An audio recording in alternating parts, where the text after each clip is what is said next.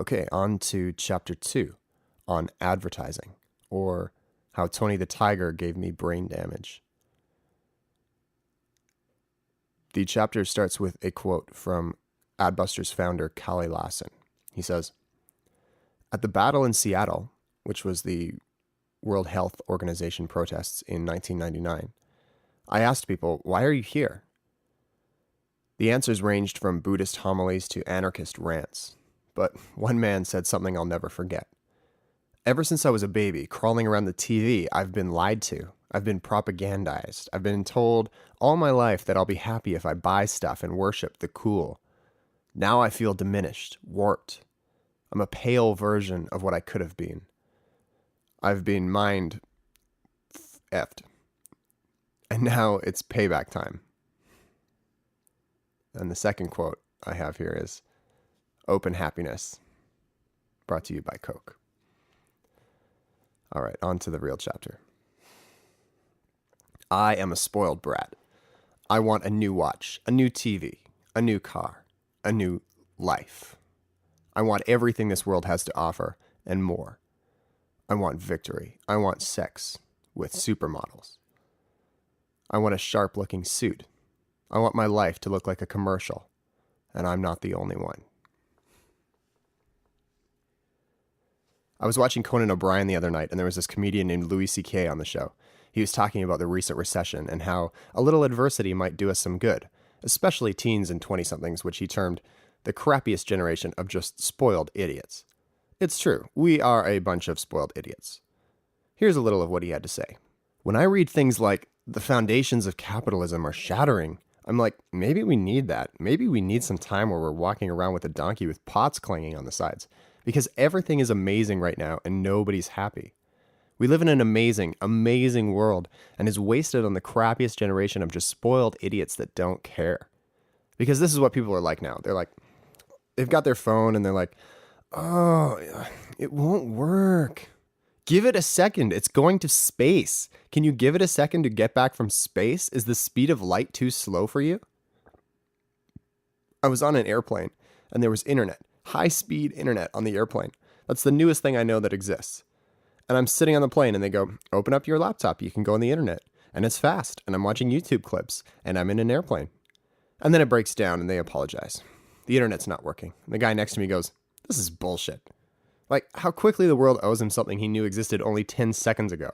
Flying is the worst one because people always come back from their flights and they tell you their story, and it's like a horror story.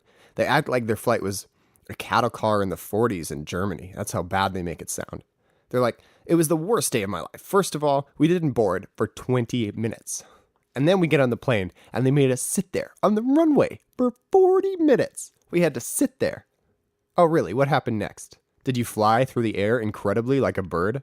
Did you partake in the miracle of human flight, you non-contributing zero? End quote. It's true. We, meaning the majority of North Americans who own cars and iPods and occasionally watch Entertainment Tonight, live in an amazing, amazing world, and we aren't happy. We complain incessantly about the most trivial things like flight delays, traffic, and the temperature of our lattes. We have enough technological gadgets to scare our ancestors' pants off, and instead of improving our lives, all they've really done is turn us into a bunch of whiny couch potatoes with arthritis of the thumb. We are more comfortable, more entertained, more inundated with success and pleasure and possibility than any generation that's ever lived, and still we complain because they haven't invented jetpacks yet. But, to quote Louis again, even if we had jetpacks, we'd be like, I have the shittiest jetpack. I can't believe I got this jetpack. Who's your service provider on your jetpack? Louis was right. Truly a more impatient, indifferent, self-obsessed generation has never walked the face of this humble planet. Fortunately, I know who to blame. As psychologist Jean Twenge notes, the society that molds you when you were young stays with you the rest of your life. In that case, I blame Tony the Tiger.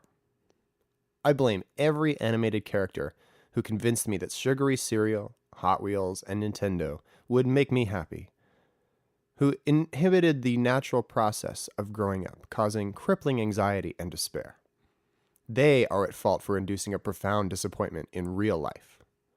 A disappointment that doesn't lead to rebellion, but rather an unquenchable desire to transcend the tedious chore of living with the help of corn pops and G.I. Joes. When I was a kid, there was this Frosted Flakes ad that was on TV a lot. There's this nice kid who's playing hockey, and he shoots the puck, and it misses the net. The boys on the other team laugh at him. "Haha, Billy, you missed the net. Nobody likes you." He's dejected. But fortunately, between periods, Tony the Tiger is ready with a bowl of Frosted Flakes, which bring out the tiger in you. After Billy eats the sugary breakfast cereal, he scores a goal, and everyone is happy. Except for the other team, who lost, because they didn't have Frosted Flakes in their dressing room. Or because they didn't have an athletic cartoon tiger playing center ice, which, inexplicably, Billy's team of 12-year-olds does. The basic message here is that failure in life does not derive from a deficiency in work ethic or skill level, but depends entirely upon your choice of breakfast. Furthermore, if you eat the right breakfast, you will be successful in achieving your goals. Your friends will love you, your enemies will envy you, and you will date a cheerleader. Tony was particularly effective because he was athletic, friendly, and a tiger. Tigers are like the LeBron Jameses of the jungle, and thus make for a much cooler cereal animal mascot than others, such as Toucan Sam. But Fruit Loops pretty much sell themselves anyway. I mean, who doesn't love the roof of your mouth scratching neon taste of Fruit Loops? So they don't really need a cool spokesperson. Frosted Flakes, however, are the biggest ruse in the history of breakfast cereal. They are just pre-sugared cornflakes. I imagine the people at Kellogg's spent months worrying about how they were going to sell Frosted Flakes. Because really, who needs another breakfast cereal? Are there really people out there too lazy to put sugar on their cornflakes that they need to buy their cereal pre-coated in sugar? Advertising, however, isn't there to get us to buy things we actually need. You don't see buy more broccoli billboards. You don't see bus stop ads for flour. Use it for baking. You don't need to convince people to buy flour or broccoli. We just need them. Advertising is there to convince us to buy things we don't need. It uses propaganda to create a need, like the need to win at hockey and feel liked by our peers. And with a good gimmick like Tony the Tiger, you can sell just about anything.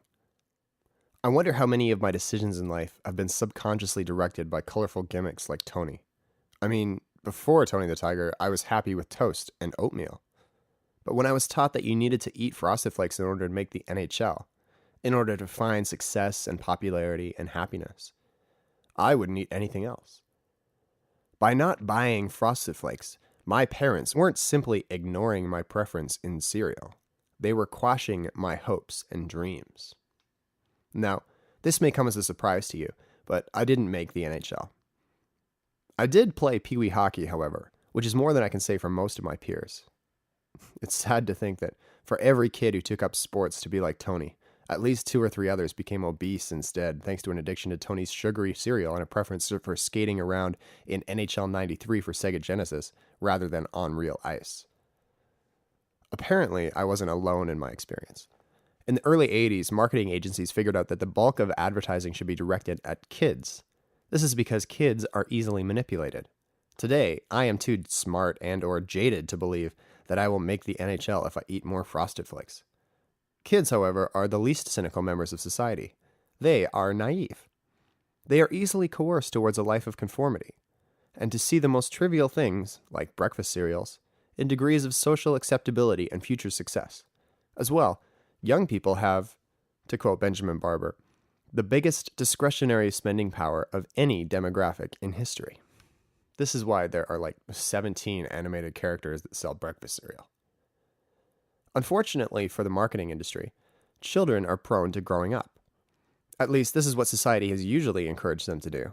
This meant getting an education, learning to distinguish between truth and lies, developing responsible spending habits, and so on. These habits made for good voters, good parents, and good citizens.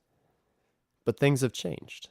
Society, now driven more by the markets than any religious or political influence, wants citizens who will continue to buy trivial things like Frosted Flakes.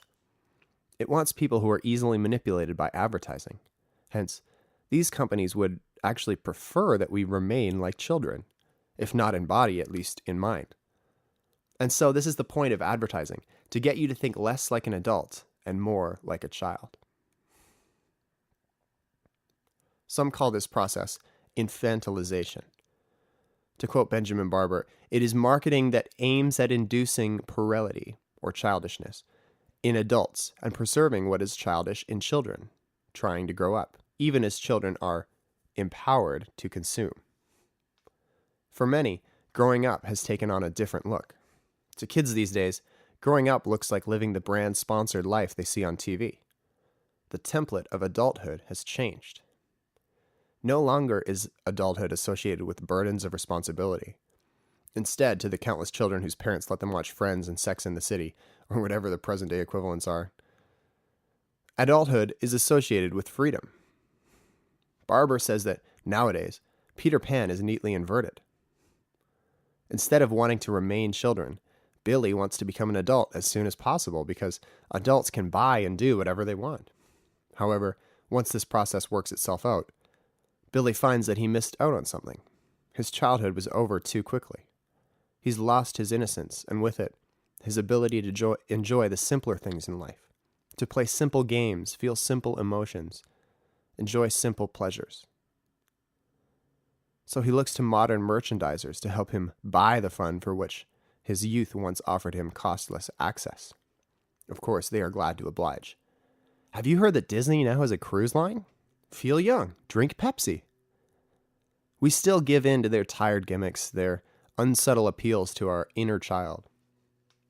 And we fall for the same schemes as kids do. We may not trust Tony the Tiger anymore, but we do trust Tiger Woods. At least until the Cadillac versus 9-iron incident. It's not because we're actually stupid enough to buy everything they tell us. It's just because we live in an environment that encourages us to look to things to provide spiritual or emotional fulfillment and to rescue us from adversity at every turn. We don't realize how constant exposure to this worldview affects us, how it is constantly coaxing us to think and act like spoiled children. The effects of living in a consumerist environment have certainly left their mark on my psyche. When I reflect on my childhood with Barber's Peter Pan theory in mind, I see its truth. Ever since I was a kid, I've wanted to be an adult. Now I look back on my childhood with noticeable pangs of nostalgia, like I missed out on something, like I grew up too quickly. Oh, the 90s. How I loved you. If you were a kid during the 90s, you'll agree that the best time of the week was Saturday morning. Cartoons galore, no homework, and unless your parents dragged you to play a menial sport like soccer, no interruptions until grilled cheese sandwiches were served at noon. On Saturday morning, life was lived as it was meant to be, in a sugary cereal-induced trance couched 3 feet from advertising's chief conspirator, the television. The experience wasn't just about the TV shows. It was also about the TV ads. Any self-respecting 8-year-old felt duty-bound to keep track of new toys on the market, especially around Christmas and birthdays, so you knew what to ask for. Since my family didn't have cable, I spent many a Saturday morning at Grandma's.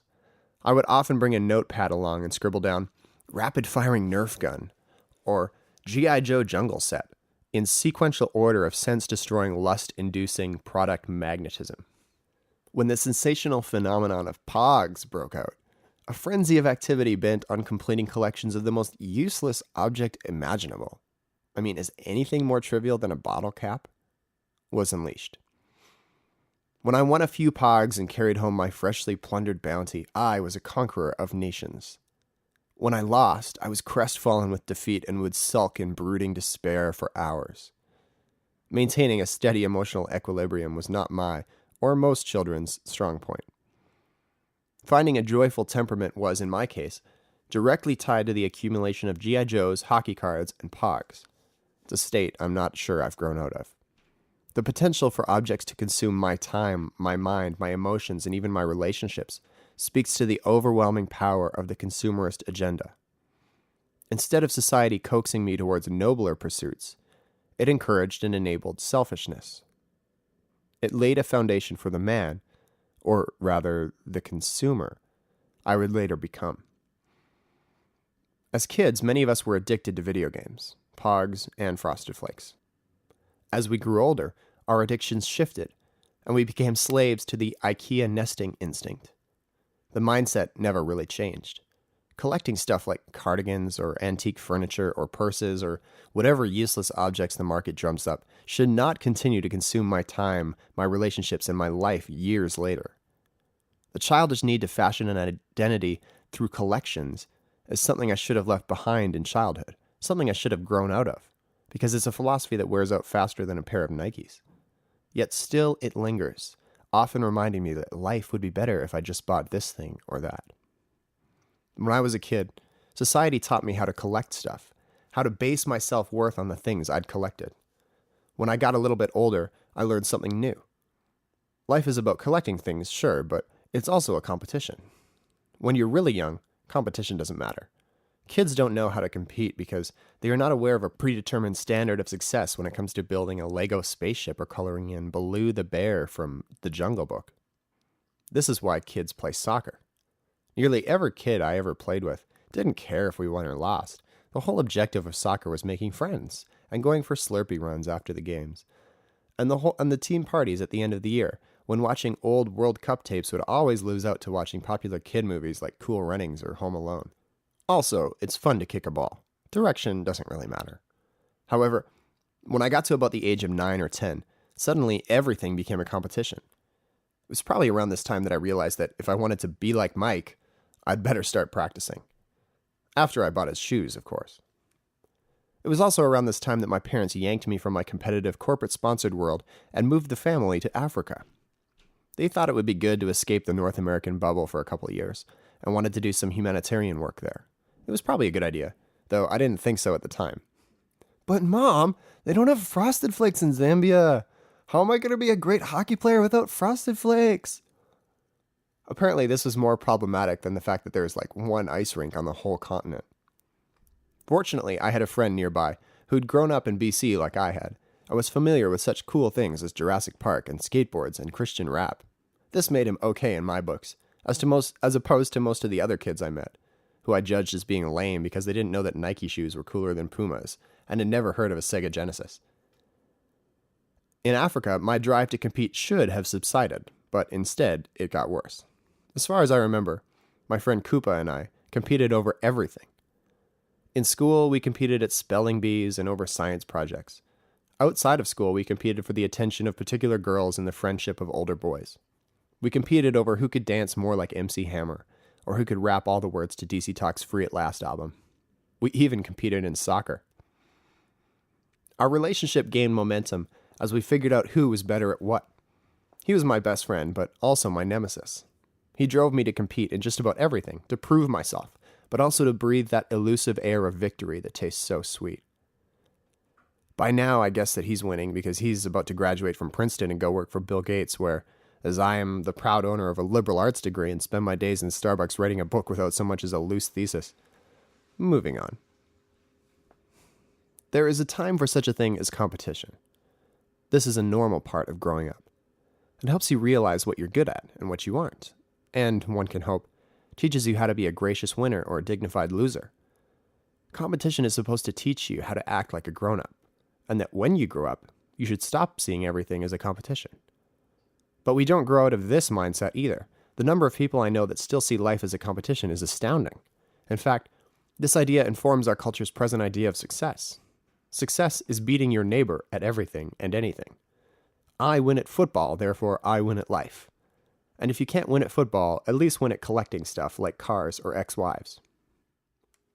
During those 2 formative years in Africa, decent cartoons were in severely limited supply. Instead of Batman at Grandma's, we watched Fat Albert at the neighbor's. Unfortunately, this dearth in quality programming forced me to spend many afternoons playing outside. There, I was forced to use my imagination, to play with other children, and to learn such skills as teamwork and conflict resolution. This was, I realized in hindsight, an abnormal lifestyle for many North American children reared in the 90s. Most of my peers didn't spend their formative years swinging on tires or building tree forts or playing street hockey. Instead, they sat inside watching Saved by the Bell and playing Mortal Kombat. Perhaps here lies the root of our immaturity. In the simple fact we never learned to play outside. Instead, many kids spent their afternoons being brainwashed by a piece of furniture. This is, I believe, the third and most prevalent activity that lingers in adult life that we should have left behind in childhood, namely, an emotional attachment to television and its penetrating worldview of anti-realism. I was, for the most part, spared the effects of TV's worldview-shaping propaganda.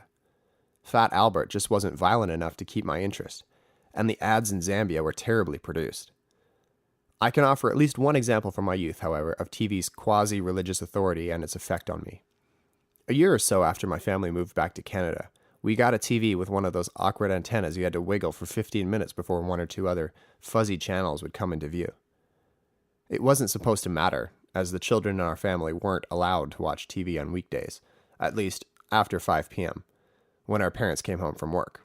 Until then, we lived a free, unsupervised existence in which we had two options: cooking shows or Oprah. We usually chose Oprah. Watching Oprah made me feel mature. As a 12-year-old, I learned to empathize with rape victims, sex addicts, and poor families who'd just been evicted. I learned the value and strength of the human spirit through countless special interest pieces. I studied the look and sound of social grace, the benefits of charity, and the virtue of tolerance. After watching a few episodes of Oprah, I felt that doing anything else, like playing hockey, was childish. Going outside was beneath me. I had a duty to listen to those rape victims and nod and offer my condolences, and I wasn't going to let them down. I also learned that Oprah is like the messiah for middle-aged, middle-class women. She's earned this reputation by giving away countless cookbooks to her studio audiences, offering tips on dealing with messy husbands, and telling us what curtains to buy. Oprah held a certain noble charm that came to inform my template of adulthood. Adults didn't play street hockey. They sat around on fancy couches discussing feng shui. I recognize that Oprah is, to many, a great role model. I'm just not sure she should have been my role model. Then again, who was a good role model back in the 90s, right? Adam Sandler?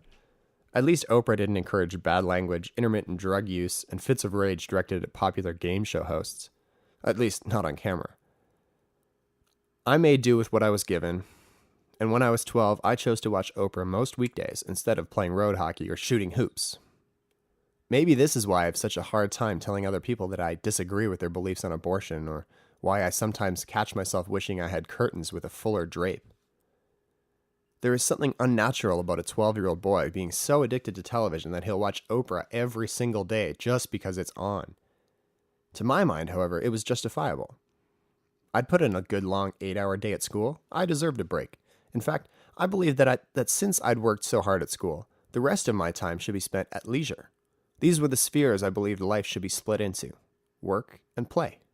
That's how adults lived, at least the adults that lived on television. So why should my life be any different? They taught me that life is about working some of the time and having fun the rest of the time. Exactly when having fun devolved from playing baseball and catching frogs to TV watching and shopping, I'm not sure, but it did. Maybe it's because when watching television, everything is about you. And since we spend so much time watching it, we develop a loyalty to it. Pretty soon, playing outside feels like cheating on your best friend. We develop an emotional attachment to TV because it offers a more comfortable worldview than reality. In reality, life is not easy. Life is not simple. Life is not fast. But we don't want to believe real life anymore because it's not as exciting or interesting as TV. Advertisers position themselves to help us make that transition, to help take our gritty, real, disappointing lives and make them look and feel more like the ones we see on TV. Take this for example. I recently noticed that at some fast food restaurants, they've stopped putting the words Big Mac or Quarter Pounder on the menu and simply have pictures accompanied by numbers that you can point to. Maybe it's because of our multilingual culture. Or maybe it's because much of the populace can't be bothered with reading when it comes to ordering food. Pictures are more like television, which never forces you to read anything. I think I was in a Burger King where the slogan is, "Have it your way," when I noticed this. As I sat down to eat, I observed a poster placed in a prominent position in front of my table. It read, "You have the right to have what you want, exactly when you want it.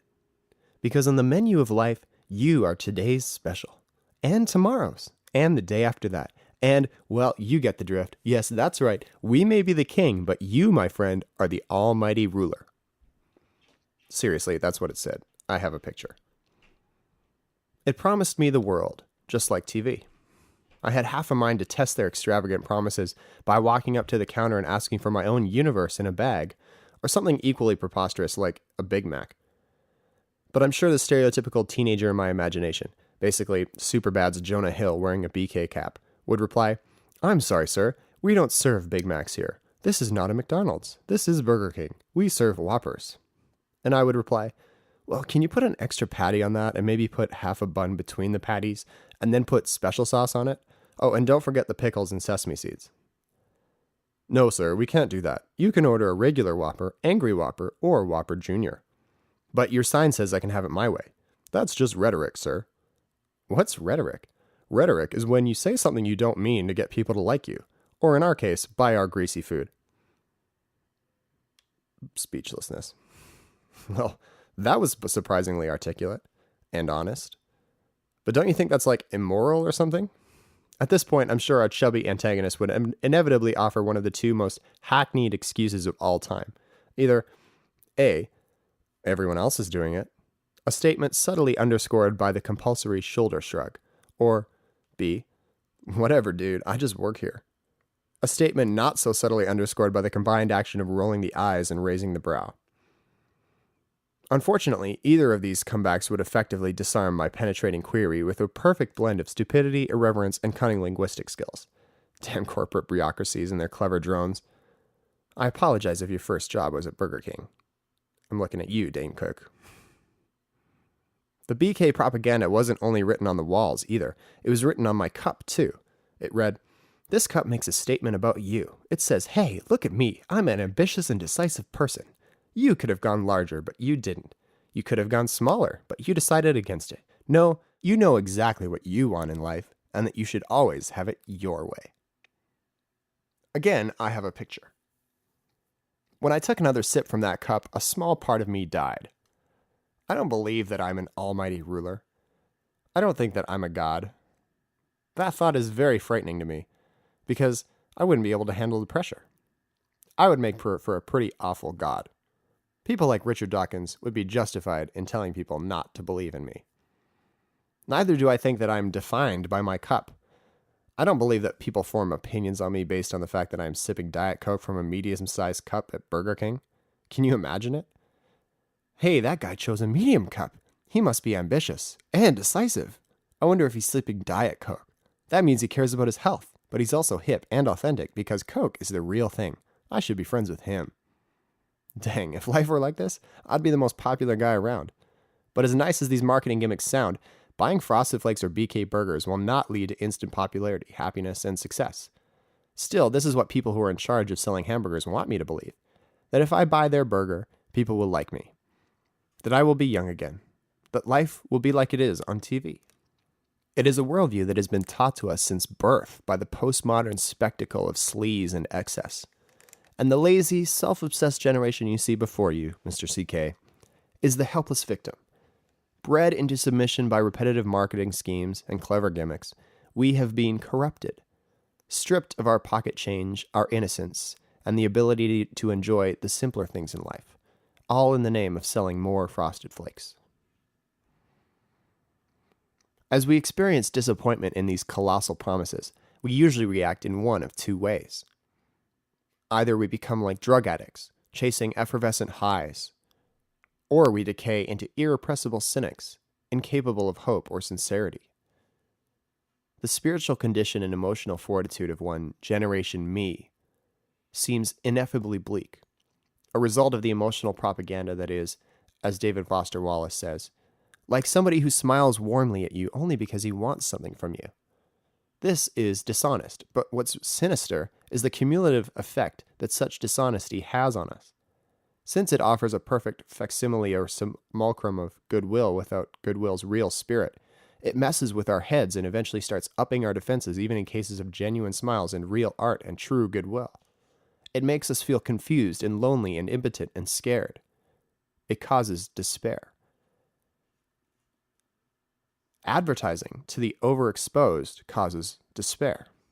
Tom York of Radiohead says basically the same thing. Our emotions have been stolen to sell products.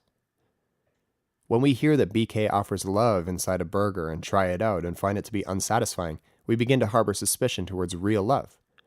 As we learn to protect our hearts from the disappointment of fake love, we lose the ability to experience real love. Either we develop cynical safeguards, or we simply sink into submission to grease-saturated disappointment. In either case, we quickly lose self-confidence and start to feel bad about ourselves, which is exactly where the advertisers want us. People who are dumb and despairing and disillusioned make for the best consumers. They just keep buying, keep trying to fill their emptiness with the latest TV-approved product. Keeping up with this lifestyle is exhausting, mentally, physically, and most of all, spiritually. Louis C.K. might call us the crappiest generation, but I would inject that this is because we are also the most manipulated generation. After all, we've been raised, to quote Collie Lawson, not as part of the natural world like the 30,000 generations before, but in a synthetic reality, a reality defined by advertising, media, and consumer-driven culture. This generation has been hyped, suckered, aroused, thrilled, their fears, needs, and desires manipulated in the most grotesque ways. Capitalist hype is the music of their anxiety, the gray noise of their depression, the muzak of their despair. Somehow, in this spectacle of products and hype, we've lost touch with ourselves. We've grown used to this cage, this thicket of unreality which stands between us and the facts of life. Like Robin Williams' adult Peter Pan in Hook, my favorite childhood movie, we have forgotten who we once were. So how do we change? How do we rescue those innocent elements of our childhood that were suppressed and discipline those spoiled childish desires that grew out of control? I need a revolution, one which begins as an idea, continues as a feeling, and grows into a lifestyle. I must learn to notice the ways that our world, everything from Oprah to Burger King to Tony the Tiger, has shaped me and betrayed me. To notice the ways that our world took my innocent heart and infected it with disillusionment, disappointment, and despair. I need to reject the so-called freedom that is offered every time I flick on the TV or walk down the cereal aisle in the supermarket. Together, we must learn to pursue what David Foster Wallace calls real freedom. The freedom that comes from being educated and understanding how to think. Otherwise, we may sacrifice ourselves on the altar of economic progress. Our addictions to comfort and excess and frosted flakes will steer us towards nothing but unconsciousness, the default setting, the rat race, the constant gnawing sense of having had and lost some infinite thing.